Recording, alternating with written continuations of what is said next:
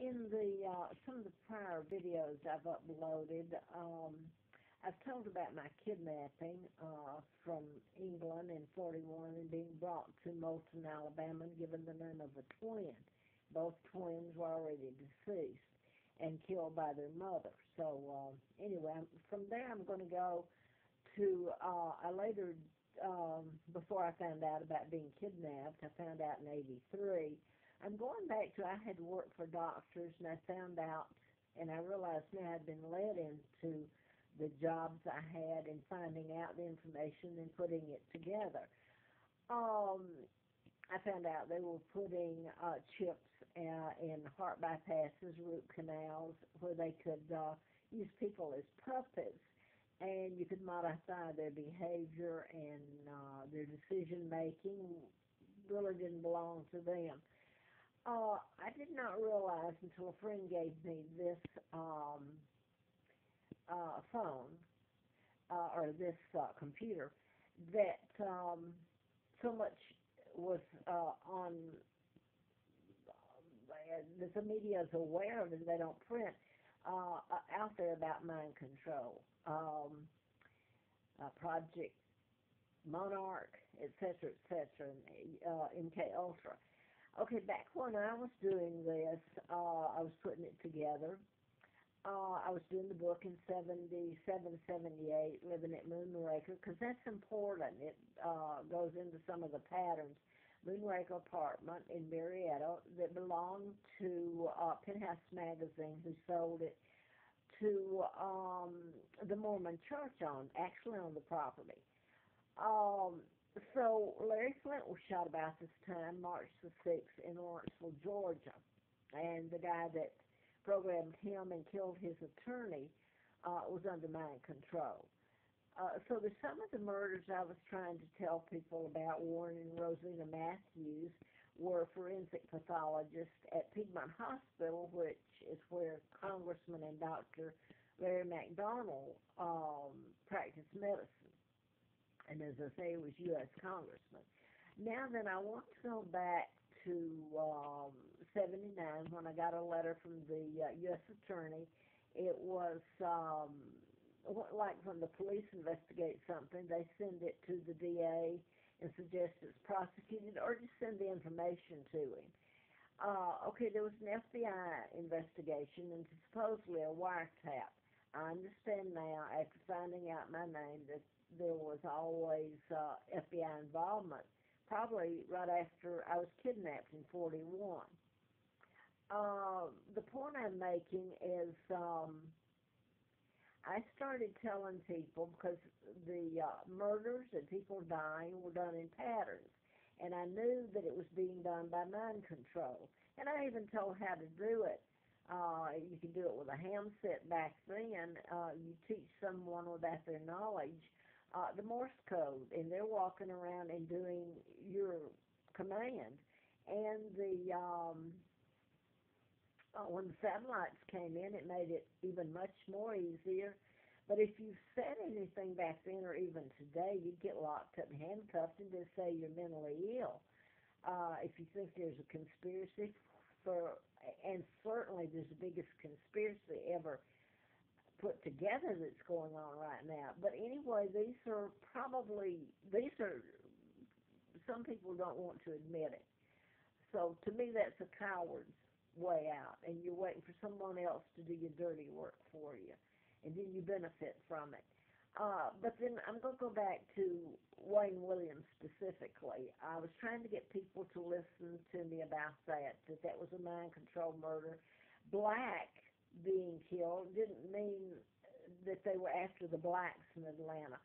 Black is a word like death used in these patterns. And Wayne is symbolic, and Homer, his father's name, is symbolic in it. But anyway, there's more to all these patterns that fits into it, and you wonder at the synchronicity to bring all the timing and all of it together to form the patterns. But I got the letter from the U.S. Attorney's Office, and I've said this prior in some of the videos. On June the 23rd of 79, With all that in hand, it was an ongoing investigation, national security involved. I was getting called names. I was simply trying to inform people of what was going on. They didn't want to hear about doctors doing anything. They were godlike. Certainly, uh, the federal agencies were good, law enforcement to them.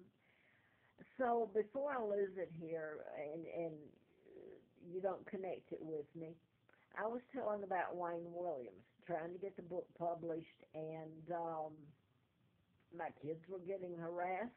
I was getting blamed for everything, really. My kids were being tortured. It scared me to death.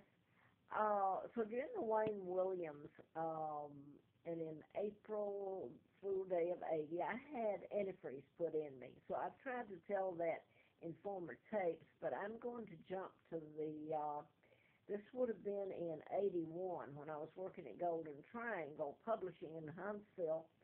I had a watch line, and I contacted Mary Welcome, who was Wayne's attorney.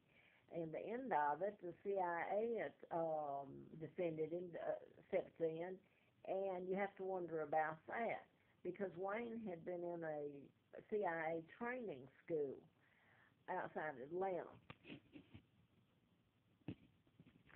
Um, so I spoke with Mary Welcome, his attorney, and she said, "Well, I do believe you." And she was going to send someone over, an attorney, to do a deposition, and this gets into an attempt to kill me again. And my point here is, at times I would have jobs, and my jobs would be blocked, and my jobs were a part of where I got some of the information and put it together like a puzzle. Anyway, I'm leaving out the horror and how I was doing it, but I ended up back in Atlanta on the street, actually. And I went I remember this, I went to Maynard Jackson, who's the black mayor. I went to Andrew Young, who had been the ambassador to South Africa, or to Rhodesia. Well, he was to the UN, ambassador to the UN. I believe he was appointed by Jimmy Carter from Georgia, who had been governor, and then become president. But anyway, Andrew Young was gun-ho to, it's like they go in and they're supposedly doing good when actually their good means they're taking it over.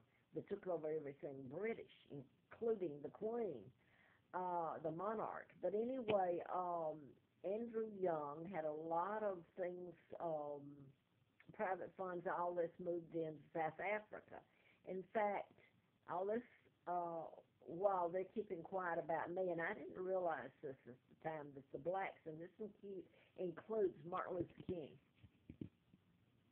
knew about me, my real name, when I didn't. So I was used as a hostage to gain different kinds of deals made and all this. So this is when South Africa was taken away from the British, and of course to remove a government, you've got to make, like Ian Smith, they called him every name in the book. He was made to be mean. You have to do that to gain support. So anyway, that's when Nelson Mandela became president of South Africa, and it was like, to heck with me. I'm the monarch of the British monarch, legal. Look what they've done to me here in this country. But I look back now, and the very blacks that I was taking up for, all for civil rights when I've had none, they used me. I mean, you have to wonder